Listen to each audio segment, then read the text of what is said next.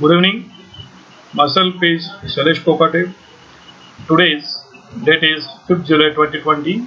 I'm going to discuss about daily current affairs from the Hindu newspaper for various exams like UPSC, MPSC staff selection, CDS, NDA, Public Service Commissions, and banking examination. I belong to Siddhant IAS Academy, itself currently. Okay. Now we'll look what are the today's important news. Okay. So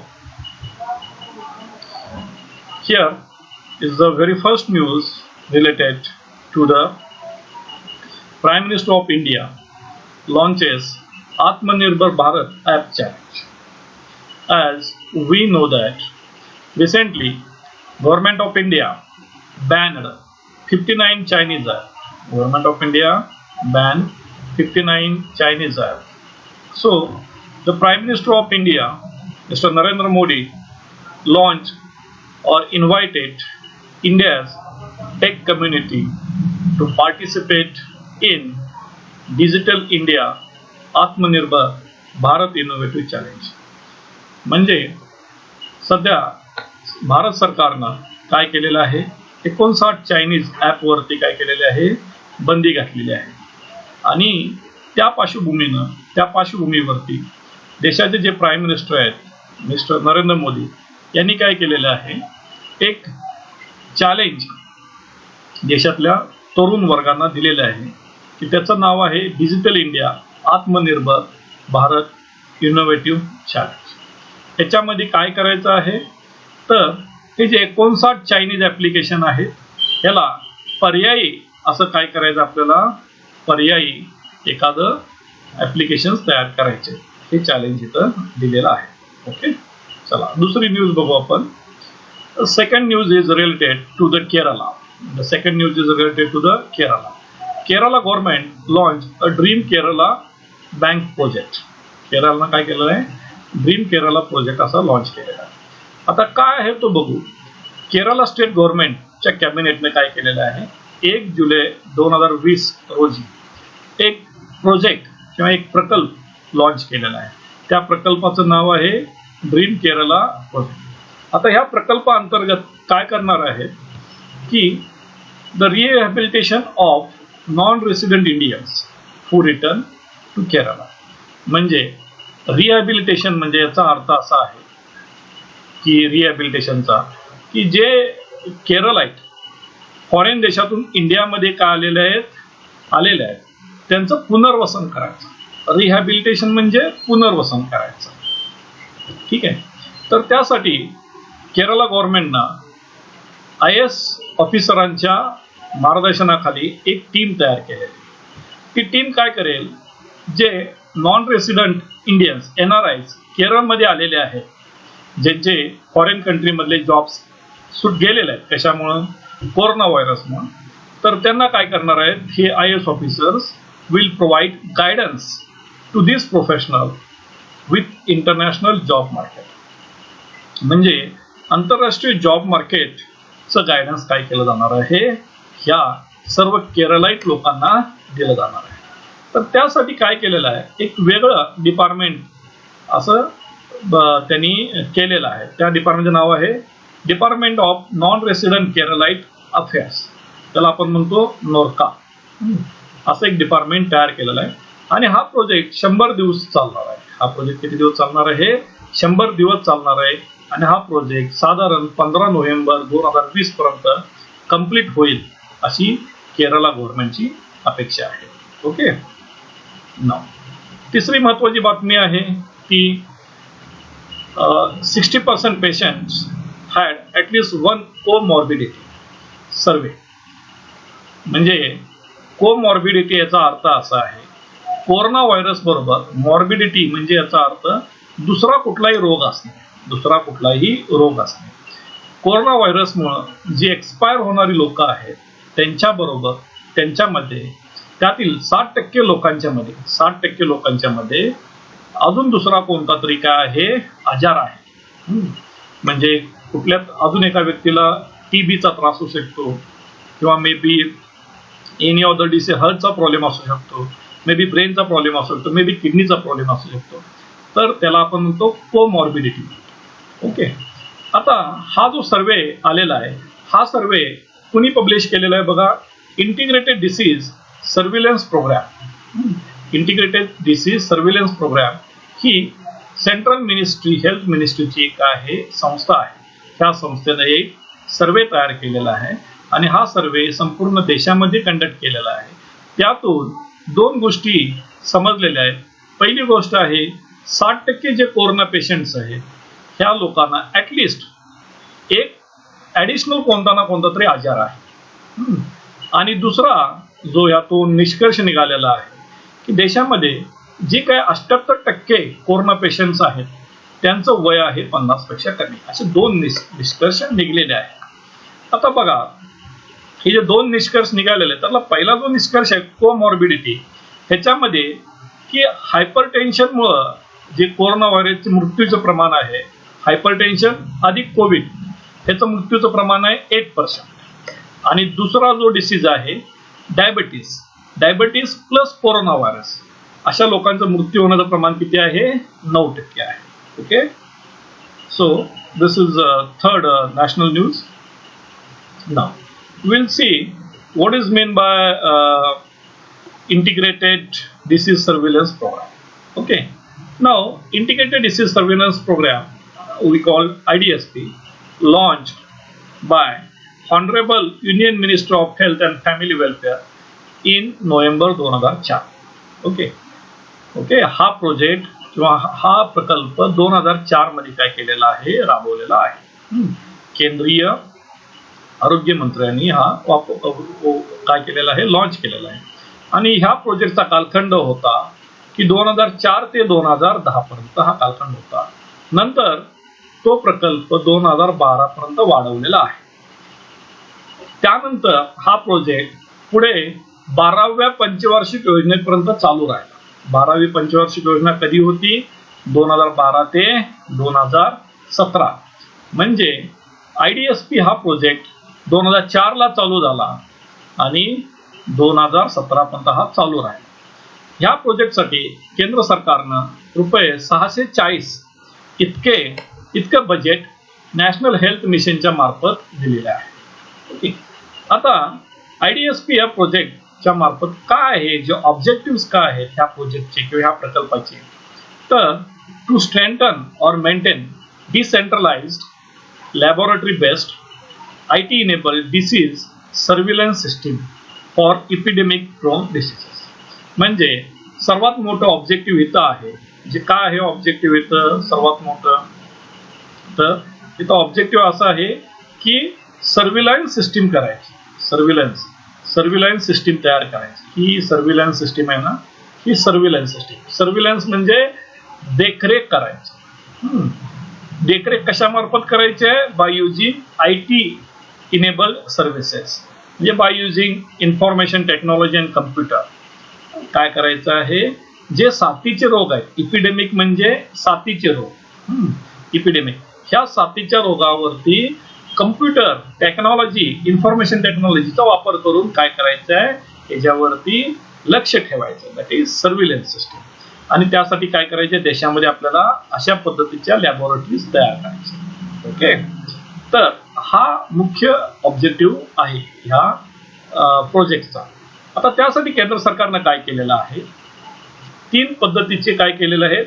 units उभा केलेले आहेत. एक unit आहे जे central लेवलला असणार आहे, त्याचं नाव आहे सेंट्रल सर्व्हिलन्स युनिट, हे दिल्लीमध्ये असणार आहे. त्यानंतर स्टेट सर्व्हिलन्स युनिट्स असणार आहे, हे प्रत्येक राज्यामध्ये आणि युनियन टेरिटरीच्या हेडक्वार्टर्स म्हणजे त्यांच्या कॅपिटलमध्ये असणार आहे. आणि तिसऱ्या लेवलला डिस्ट्रिक्ट सर्व्हिलन्स युनिट, हे प्रत्येक जिल्ह्याच्या डिस्ट्रिक्ट हेडक्वार्टरला काय असणार आहेत? हे सर्व्हिलन्स युनिट. सर्व्हिलन्स युनिटचा अर्थ लक्षात ठेवा. सर्व्हिलन्स ह्या शब्दाचा अर्थ असा आहे की देखरेख. सर्व्हिलन्स याचा अर्थ आहे देखरेख कक्ष किंवा देखरेख युनिट तयार करायचे आहेत आपल्याला. ठीक आहे. चला आता पुढे बघू आपण ह्या सर्व्हिसचे जे काही कॉम्पोनंट्स आहेत, ह्या प्रोग्रामचे कॉम्पोनंटचा अर्थ असा आहे की त्याच्यामध्ये समावेश असणारे वेगवेगळे प्रोजेक्ट्स. काय कॉम्पोनंट्स आहेत? पहिला कॉम्पोनंट आहे किंवा घटक इंटिग्रेशन ऑफ सर्व्हिलन्स ऍक्टिव्हिटी. म्हणजे पहिला महत्वाचा आहे की ह्या प्रोजेक्टचे सर्व्हिलन्स ऍक्टिव्हिटीज वरती लक्ष ठेवा. दुसरं ह्युमन रिसोर्स डेव्हलपमेंट करणं. तिसरं आहे use of information communication technology ICT. चौथा आहे लॅबोरेटरीज डेव्हलप करणे आणि पाचवा आहे कोऑर्डिनेशन. ओके, आता आपण ह्या सगळ्या ऍक्टिव्हिटी काय करू डिटेलमध्ये बघू. ह्या सर्व ऍक्टिव्हिटी आपण काय करू डिटेलमध्ये पाहू. तर पहिला आहे integration and decentralisation of surveillance activity. Integration म्हणजे एकत्र करणे, डिसेंट्रलायझेशन म्हणजे सेपरेट करणे, म्हणजे देशाच्या वेगवेगळ्या कोपऱ्यामध्ये काय करणे असे सर्व्हिलन्स युनिट उभा करणे. ओके, तर हे आपण बघितलेलं आहे. हे सर्व्हिलन्स युनिट आपण सेंट्रल लेवलला उभा करायचे, स्टेट लेवलला स्थापन करायचे आणि डिस्ट्रिक्ट लेवलला पण स्थापन करायचे. ओके, त्याला आपण म्हणतो डिसेंट्रलायझेशन. आणि ह्या सर्व सेंटरचं काय पाहिजे एकत्रितपणे काय पाहिजे एक कोऑर्डिनेशन पाहिजे, त्याला आपण इंटिग्रेशन. त्यासाठी सेकंड जो कॉम्पोनंट आहे त्यासाठी लागणारी ह्युमन रिसोर्स डेव्हलपमेंट म्हणजे जे काय ट्रेनिंग द्यायचं आहे ते ट्रेनिंग द्यायचं आहे आपल्याला. कुणाला द्यायचं आहे? स्टेट सर्व्हिलन्स ऑफिसर असतील, डिस्ट्रिक्टच्या ऑफिसर्सना असतील आणि त्यासाठी एक रॅपिड रेस्पॉन्स टीम तयार करायची आहे. आणि अदर मेडिकल स्टाफसाठी काय करायचं आहे आपल्याला ट्रेनिंग ऍक्टिव्हिटी द्यायची आहे. तिसरा कॉम्पोनंट जो आहे त्याच्यामध्ये यूज ऑफ इन्फॉर्मेशन कम्युनिकेशन टेक्नॉलॉजीचा वापर करायचा. तो कशासाठी करायचा आहे? For collection of samples, then for compilation of data. म्हणजे डेटा जो कंपाईल केला त्याचा अनालिसिस करण्यासाठी आणि अनालिसिस करून आपल्याला त्यातून काहीतरी चांगली माहिती मिळाली पाहिजे. तर ह्यासाठी आपल्याला काय करायचं आहे? We need to use information communication technology. Okay, now आता चौथा जो महत्वाचा कॉम्पोनंट आहे स्ट्रेंथनिंग. काय करायचे आहेत आपल्याला? Public health laboratory. म्हणजे ज्या काही लॅबोरेटरी हॉस्पिटलमध्ये असतात त्या लॅबोरेटरीची काय करायची सुसज्जता, म्हणजे त्यांच्यामध्ये काय करायचं आहे ऍडिशनल त्यांना जर काही इक्विपमेंट लागत असेल तर ते आपल्याला प्रोव्हाइड करायचं आहे. अँड फायनल कॉम्पोनंट जो आहे दॅट इज इंटरसेक्टरल कोऑर्डिनेशन. इंटरसेक्टरल म्हणजे वेगवेगळ्या सेक्टरचं कोऑर्डिनेशन करणे, म्हणजे हेल्थ मिनिस्ट्री असेल, फायनान्स मिनिस्ट्री असेल, त्यानंतर ॲग्रिकल्चर मिनिस्ट्री असेल, सायन्स अँड टेक्नॉलॉजी मिनिस्ट्री असेल, अशा प्रत्येक मिनिस्ट्रीचं काय करायचं आपल्याला इथं कोऑर्डिनेशन करायचं आहे. Okay, now we'll see the next news. So here the important news is infant mortality rate. infant mortality rate बद्दल काय आहे एक न्यूज आलेली आहे. आता पहिल्यांदा आपण बघू what is mean by infant mortality rate. Infant म्हणजे जन्माला येणारं बाळ, मोर्टॅलिटी म्हणजे मृत्यू आणि रेट दॅट इज जन्माला येणाऱ्या मुलांचा मृत्यू दर असं आपण म्हणतो. हा 1000 मुलांच्या मागे मोजला जातो. 1000 मुलांच्या मागे मोजला जातो. तर जो आता लेटेस्ट रिझल्ट आलेला आहे, रिपोर्ट आलेला आहे 2019चा आहे. आपण बघू देशामध्ये सर्वात जास्त जो इन्फंट मोर्टॅलिटी रेट आहे तो मध्य प्रदेशमध्ये आहे.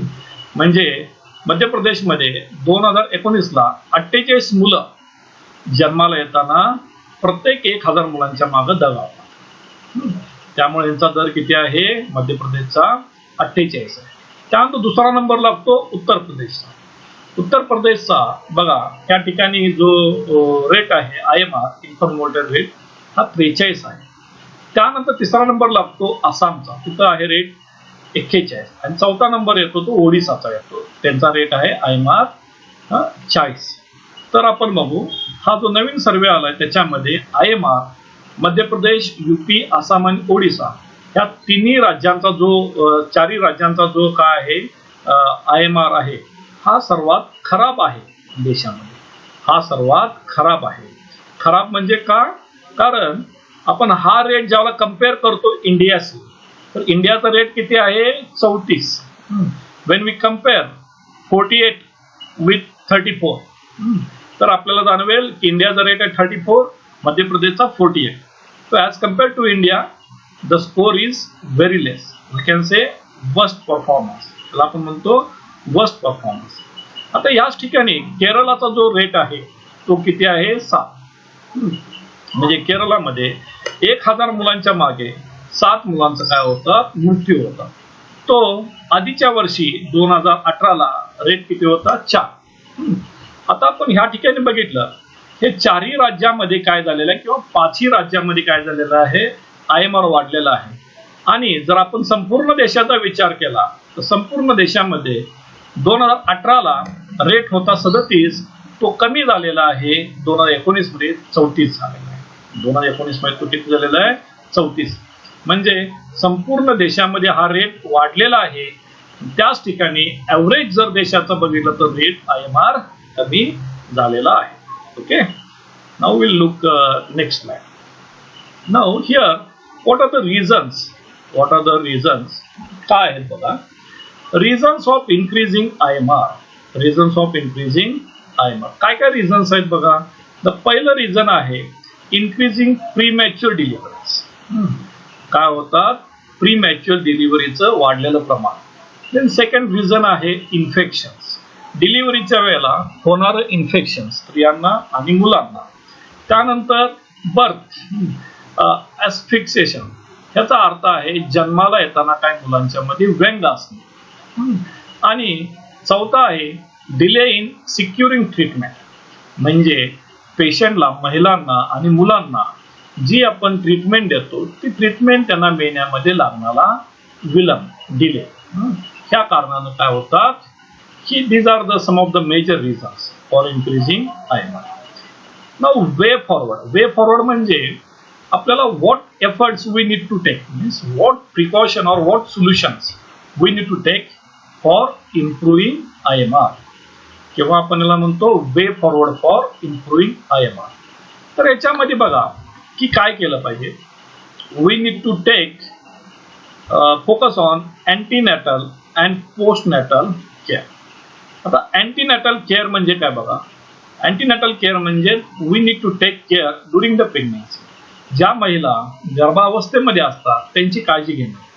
आणि पोस्टनॅटल म्हणजे after delivery, we need to take care after delivery, ज्या महिलांची डिलिव्हरी नंतरची काळजी घेणं, त्याला आपण म्हणतो postnatal. So we need to take care for antenatal care and postnatal care, म्हणजे गर्भधारणेच्या वेळेला महिलांची काळजी घेणं गरजेचं आहे आणि डिलिव्हरी नंतर त्यांची काळजी घेणं गरजेचं आहे. दुसरं महत्वाचं आपल्याला एक एफर्ट्स घ्यायचे आहेत किंवा प्रयत्न करायचे, त्याच्यामध्ये need to set up paediatric intensive care unit. Paediatric ह्या शब्दाचा अर्थ असा आहे लहान मुलं, लहान मुलांचं काय दवाखाना आपण, तर त्याचे ICU युनिट्स आपल्याला काय करावं लागेल, एस्टॅब्लिश करावं लागेल. देन तिसरा आहे इनकरेजिंग कम्युनिटी. आता आपण लोकांच्या मध्ये काय करायचं, लोकांना मोटिवेट करायचं किंवा त्यांना इनकरेज करायचं. कशासाठी करायचं आहे, फॉर टाइमली ट्रीटमेंट. ज्या महिला गर्भावस्थेमध्ये आहेत त्यांना वेळोवेळी आपल्याला काय केलं पाहिजे, योग्य ती काय दिली पाहिजे, शासकीय ट्रीटमेंट दिली पाहिजे. शासनाची जी आरोग्याची ट्रीटमेंट आहे ती दिली पाहिजे. त्यासाठी सरकारनं नॅशनल हेल्थ मिशन लॉन्च केलेलं आहे. त्या नॅशनल हेल्थ मिशनच्या मार्फत वेगवेगळे ट्रेनिंग वर्कर्स काय करत असतात, जशा आशा आहेत त्या काय करत असतात, भेट देत असतात. तर त्यांचा सल्ला घेतला पाहिजे. And we need to increase antenatal checkups. आता इथं आपल्याला काय केलं पाहिजे, महिलांचा काय केलं पाहिजे, जे प्रेग्नन्सीच्या काळातले जे चेकअप आहेत हे काय केले पाहिजेत, वाढवले पाहिजे. ओके, सो ह्या पद्धतीने आपण काय करू शकतो, IMR इम्प्रूव्ह करू शकतो. चौथी महत्वाचा पॉइंट आहे की कुसुम योजना. रिसेंटली राजस्थान गव्हर्नमेंटनं काय केलेलं आहे, launch installation of solar pumps in agriculture field. Kusum योजना ही राजस्थान सरकारनं सुरुवात केलेली आहे. आता ही योजना कशासाठी आहे, सोलर पंपसाठी आहे. ही योजना कशासाठी आहे, सोलर पंपसाठी आहे. तर आतापर्यंत राजस्थान सरकारनं 25,000 असे सोलर पंप्स काय केलेले आहेत, उभा केलेले आहेत. आता recently the Rajasthan government opposed the central governments electricity amendment bill 2020. आता राजस्थान सरकारनं काय केलेलं आहे, केंद्र शासनाचा जो इलेक्ट्रिसिटी सुधारणा कायदा म्हणत नाही, प्रस्ताव बिल, बिल म्हणजे प्रस्ताव, इलेक्ट्रिसिटी सुधारणा बिल प्रस्ताव 2020 आहे, याला काय केलेला आहे, विरोध केलेला आहे. आता आपण बघू की इलेक्ट्रिसिटी अमेंडमेंट बिल म्हणजे इलेक्ट्रिसिटी सुधारणा अधिनियम काय आहे 2020 हे जे बिल आहे इलेक्ट्रिसिटी अमेंडमेंट बिल आतापर्यंत पार्लमेंटमध्ये 4 वेळाला काय केलेलं आहे, मांडलं गेलेलं आहे. कधी कधी मांडलेलं आहे, 2014 ला पहिल्यांदा मांडलं, दुसऱ्यांदा आपण 2018, त्यानंतर 2019 ला तिसऱ्या वेळेला मांडलं आणि आता आपण 4थ्या वेळी म्हणजे 2020 या रोजी आपण हे बिल मांडलेलं आहे. आता हा बिल काय करणार आहे, इलेक्ट्रिसिटी ऍक्ट 2003 मध्ये काही सुधारणा करणार आहे. आता त्या काय सुधारणा आहेत आपण बघू, त्या काही सुधारणा आहेत आपण बघू. आता त्या सुधारणा काय आहेत बघा, ह्या ठिकाणी आपण बघू. नाव त्या सुधारणा अशा आहेत की द ड्राफ्ट प्रोपोजेस, आता या ड्राफ्ट मध्ये काय सांगितलेलं आहे की to privatise discom by way of sub licensing and franchisee model. म्हणजे आपल्याला काय करायचं येतं की जे डिस्कॉमचा अर्थ असा आहे की या ठिकाणी दॅट इज ट्रान्समिशन, म्हणजे ज्या कंपन्या आहेत डिस्ट्रीब्युशन कंपनी, डिस्कॉमचा फुल फॉर्म येतो DIS मीन्स डिस्ट्रीब्युशन, कॉम म्हणजे कंपनी, म्हणजे जसं आपल्या इथं MSCB आहे ना, MSCB दॅट इज तशाच डिस्ट्रीब्युशन, इलेक्ट्रिसिटी डिस्ट्रीब्युशन कंपन्या, यांचं काय करायचं आहे, प्रायव्हेटायझेशन करायचं. आणि प्रायव्हेटायझेशन करून यांच्यामध्ये काय करायचं आहे ह्या कंपन्यांचं की त्यांच्यामध्ये 2 पार्ट करायचे. पहिला पार्ट असा आहे की सब लायसनिंग आणि दुसरं फ्रँचायझी मॉडेल, असे 2 पद्धतीचं करायचं. सब लायसन्सिंग आणि फ्रँचायझी अशा पद्धतीनं हे करायचं. आता सब लायसन्सिंग म्हणजे काय बघा की स्टेट लेवलला एक कंपनी असेल, आणि त्या कंपनीच्या हाताखाली काही सब लायसन्स असतील. ते सब लायसन 1, सब लायसन 2 आणि सब लायसन्स 3 अशा काय असतील, 3 सब लायसन्सिंग कंपन्या असतील. ह्या तिन्ही सब लायसन्सिंग कंपन्या वेगवेगळ्या रिजन मध्ये काय करत असतील, काम करत असतील. आता 3 नंबर समजा मराठवाडा विदर्भ ही 2 नंबरची कंपनी असेल की समजा उत्तर आणि साऊथ महाराष्ट्र, आणि 1 नंबरची कंपनी सब लायसन्सिंग कोकण आणि मुंबई. तर अशा पद्धतीचे काय करायचे, सब लायसन्सिंग तयार करायचे. आणि आता समजा विदर्भामधली एक सब लायसन्सिंग कंपनी आहे, त्या सब लायसन्सिंग कंपनीच्या अंडर अगेन काही फ्रँचायझी द्यायचे. म्हणजे ही समजा विदर्भातली गडचिरोलीसाठी असेल, ही चंद्रपूरसाठी असेल, ही नागपूरसाठी असेल, अशा काय करायचे, आपल्याला फ्रँचायझी द्यायचे. तर त्याच्यामध्ये पहिली प्रोव्हिजन आहे टू प्रायव्हेट डिस्कॉम म्हणजे डिस्ट्रीब्युशन कंपन्या. कशा पद्धतीने करायचे, सब लायसन्सिंग आणि फ्रँचायझी बेसिसवरती करायचे. आता हे केल्यानं काय होणार आहे, अशा पद्धतीनं it will help to bring down the losses of both electricity and finances. सरकारचा जो होणारा लॉस आहे इलेक्ट्रिसिटी मधला आणि फायनान्स मधला, इलेक्ट्रिसिटी मधला होणारा लॉस आणि फायनान्स मधला होणारा लॉस, हा दोन्ही काय होईल, सरकारचा वाचेल. ओके, त्यामुळं काय होणार आहे, रिडक्शन इन क्रॉस सबसिडी. सरकारला जी वेगवेगळी सबसिडी द्यावी लागते ही सबसिडी वाचेल. आता सरकारची सबसिडी वाचल्यानं काय होणार आहे, आपल्याला फायदा, इकॉनॉमिक्स मध्ये त्याचा फायदा होणार आहे. जे फिस्कल डेफिसिट आपण म्हणतो, फिस्कल डेफिसिट FD म्हणतो, वित्तीय तूट ही काय होईल, कमी होईल. ओके, दुसरी प्रोव्हिजन अशी आहे याच्यामधली to bring in an electricity contract enforcement authority. आता याच्यामध्ये काय करायचे, इलेक्ट्रिसिटी कॉन्ट्रॅक्ट इन्फोर्समेंट अथॉरिटी एक काय करायचे, ऑथॉरिटीची स्थापना करायची. ती ऑथॉरिटी कशासाठी काम करेल की त्या ऑथॉरिटीचं काम असेल की कॉन्ट्रॅक्ट वेगवेगळे साईन करण्यासाठी काय करेल, ती ऑथॉरिटी काम करेल. आता ह्या बिलमध्ये आणखीन एक महत्वाचा मुद्दा आहे to bring national renewable policy. तर याच्यामध्ये काय केलं जाईल, एक नॅशनल राष्ट्रीय लेवलची रिन्युएबल पॉलिसी तयार केली जाईल. आणि याच्यामध्ये minimum percentage of purchase of the state from renewable sources, याच्यामध्ये नमूद केलेलं आहे की प्रत्येक राज्यानं एक मिनिमम अमाऊंट ऑफ पर्सेंट इतकी रिन्युएबल एनर्जी परचेस केलीच पाहिजे. ओके, त्यानंतर 4थी प्रोव्हिजन अशी आहे it enables state as well as central power to regulate transmission charges. बघा ह्याच्यामध्ये काय आहे, केंद्र आणि राज्य दोन्ही सरकारना काय करेल, ट्रान्समिशन चार्जेस ठरवण्यासाठी मुभा दिलेला आहे. आधीच्या 2003च्या कायद्यामध्ये फक्त सेंट्रल गव्हर्नमेंटला काय होता, हा अधिकार होता.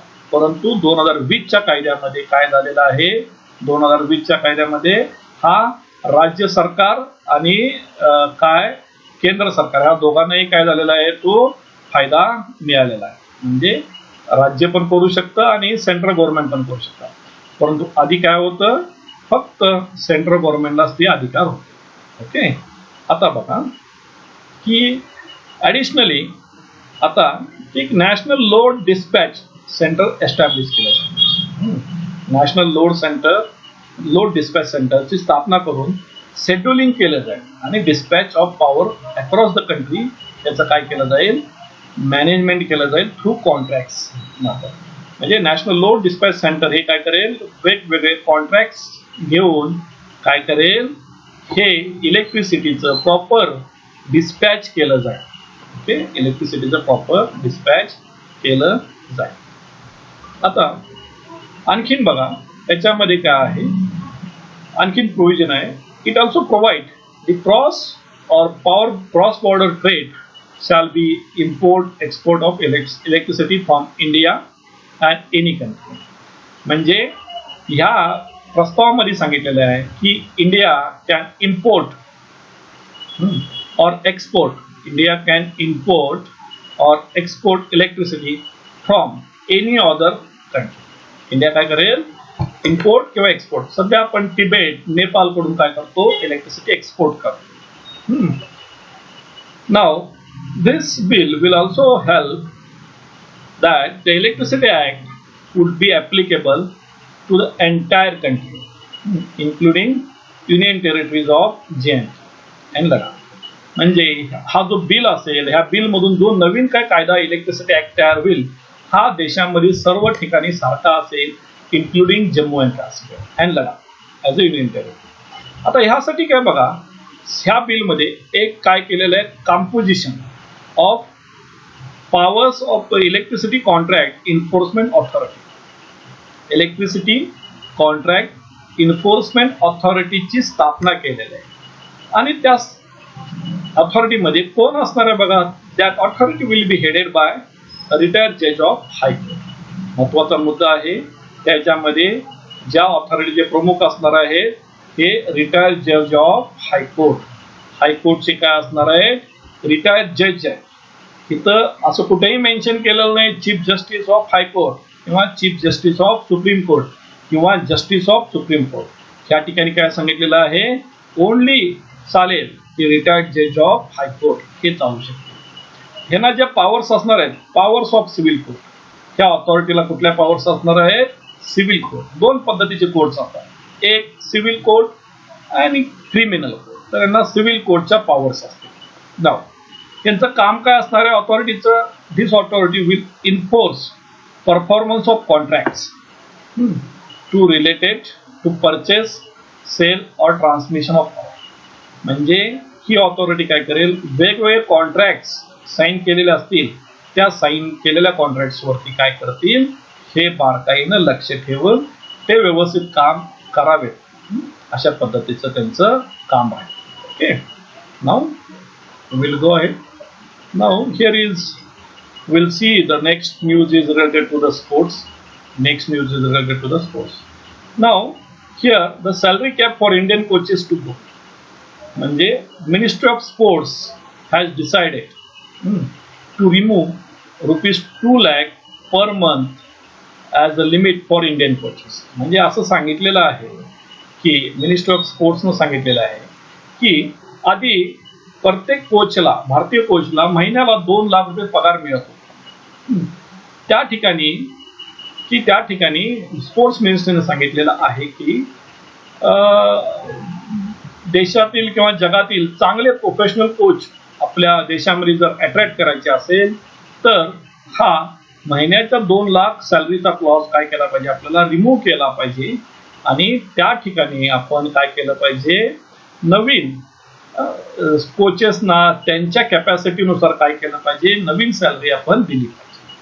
तर ह्यातून सरकारचा उद्देश असा आहे to attract the best coaches from across the country to train our athlete. म्हणजे हे 2 लाख रुपयापेक्षा जास्त आपण त्यांना महिन्याला पगार देऊन चांगले कोचेस आपण काय करू शकतो, देशामधून अट्रॅक्ट करू शकतो. कशासाठी, आपल्या भारतीय ॲथलीट्सना ट्रेन करण्यासाठी.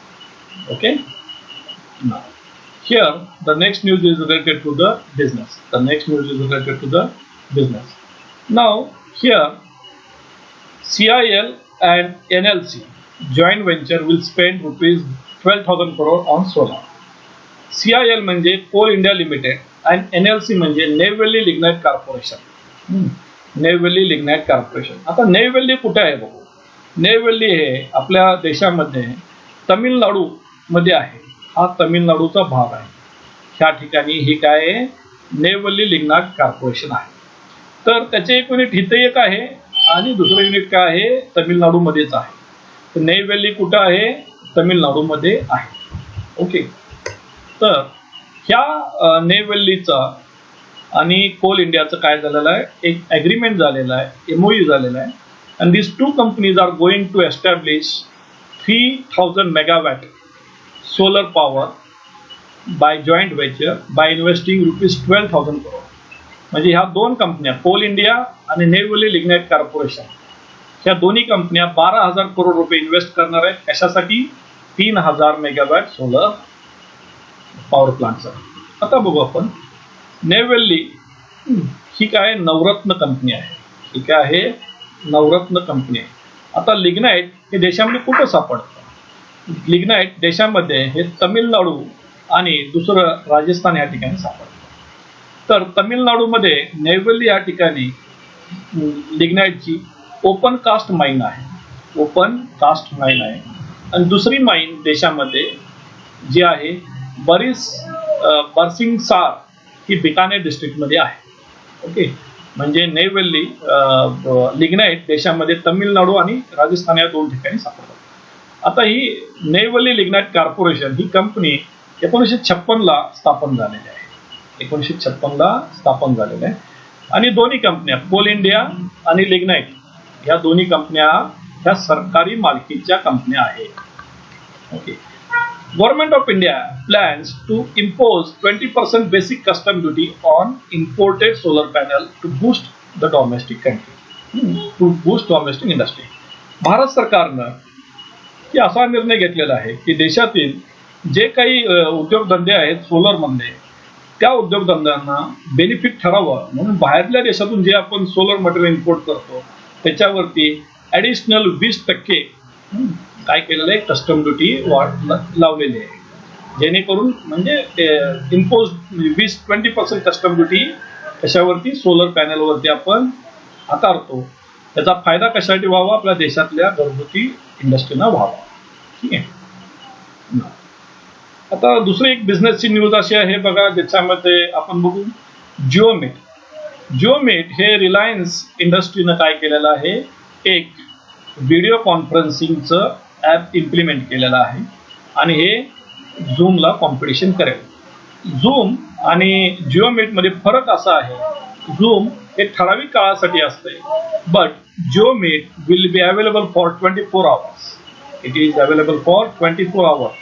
म्हणजे मीटिंग टाइम 24 तास चालू शकेल, but it require password. It require password. Okay.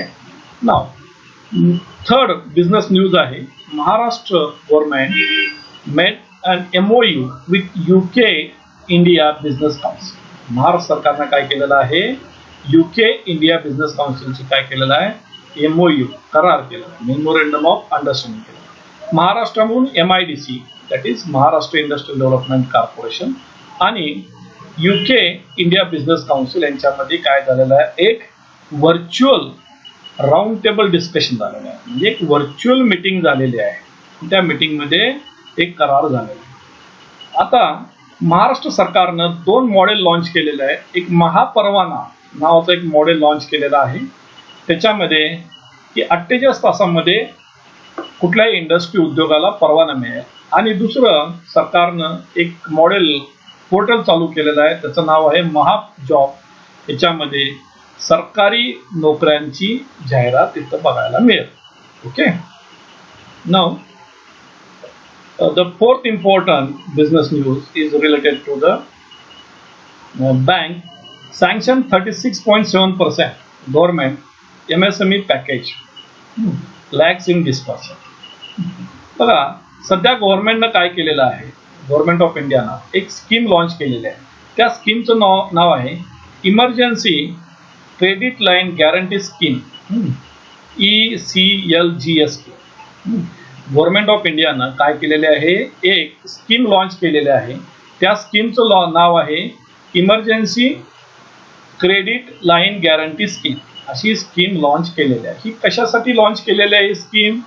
He scheme आता कोरोना काळामध्ये जे MSME सेक्टर्स आहेत, MSME म्हणजे micro small medium enterprise, MSME, ह्या सेक्टरना फायनान्शियल मदत करण्यासाठी काय केलेलं आहे, ही स्कीम ECLGS लॉन्च केलेलं आहे. ह्या स्कीम मध्ये टार्गेट काय आहे? टार्गेट आहे ₹3 lakh crore will be supplied to the MSME. काय आहे? That banks can lend ₹3 lakh crore till October 31, 2020. म्हणजे ह्या स्कीम मार्फत काय करायचं आहे, वेगवेगळ्या बँकांना हे मायक्रो म्हणजे सूक्ष्म, स्मॉल म्हणजे लघु आणि मिडियम म्हणजे मध्यम, सूक्ष्म, लहान आणि मध्यम उद्योगांना काय करायचं आहे, 3 लाख करोड रुपयाचं कर्ज त्यांना वाटायचं आहे. आता हे कर्ज वाटत असताना जर आपण बघितलं स्थिती, सर्वात जास्त बेनिफिट घेतलेला आहे तो महाराष्ट्र सरकार. पहिला नंबर लागतो बेनिफिट घेण्यामध्ये महाराष्ट्र सरकार. दुसरा नंबर लागतो त्या योजनेचा फायदा घेण्यामध्ये तामिळनाडूचा आणि तिसरा नंबर लागतो उत्तर प्रदेश. महाराष्ट्र सरकारनं आतापर्यंत 2.62 लाख व्यापाऱ्यांनी त्याचा फायदा घेतलेला आहे. त्यातून साधारण 6,578 कोटी रुपयाचं लोन मिळवलेलं आहे. तामिळनाडूमध्ये साधारण 3.21 लाख असे बॉरोवर्स किंवा बेनिफिशियरी आहेत आणि त्यांना 6,930 कोटी 6,390 कोटी रुपयाचं कर्ज दिलेलं आहे. उत्तर प्रदेशमध्ये साधारण 6,000 करोडचं काय केलेलं आहे, लोन दिलेलं आहे या योजनेच्या अंतर्गत. ओके. नंतर आहे की वेद निलायम. आता वेद निलायम हे काय आहे? Veda Nilayam is the residence of former CM of Tamil Nadu Jayalalithaa. Veda Nilayam हे तमिळनाडूच्या माजी मुख्यमंत्रींचं निवासस्थान आहे. नाव हे रिसेंटली का न्यूज मध्ये आहे? Recently the Tamil Nadu government want to acquire it by paying compensation to a relative.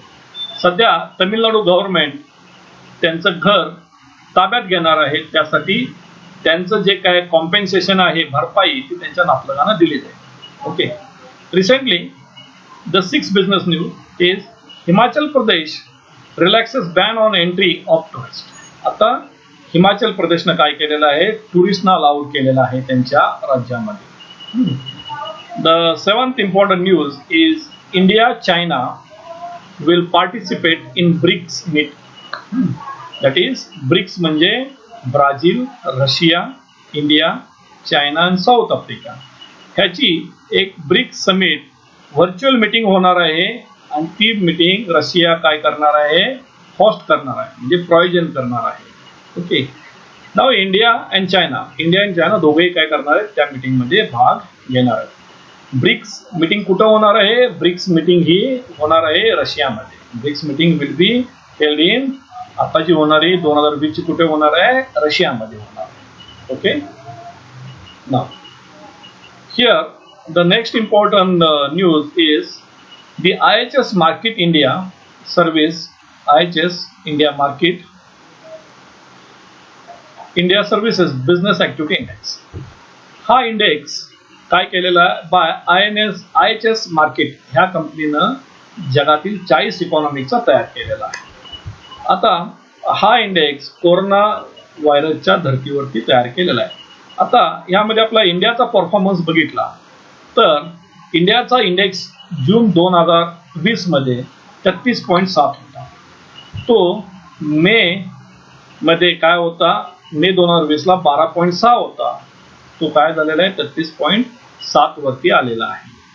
आता हा इंडेक्स काय सांगतो, हा इंडेक्स जर 50 असेल, 50 पेक्षा कमी असेल तर याचा अर्थ आहे न्यूट्रल. न्यूट्रल याचा अर्थ आहे की इकॉनॉमी म्हणजे कॉन्ट्रॅक्शन आहे.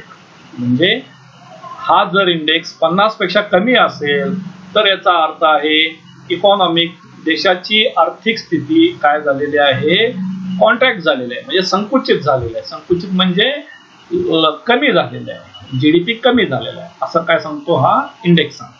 Okay, now will see the international news.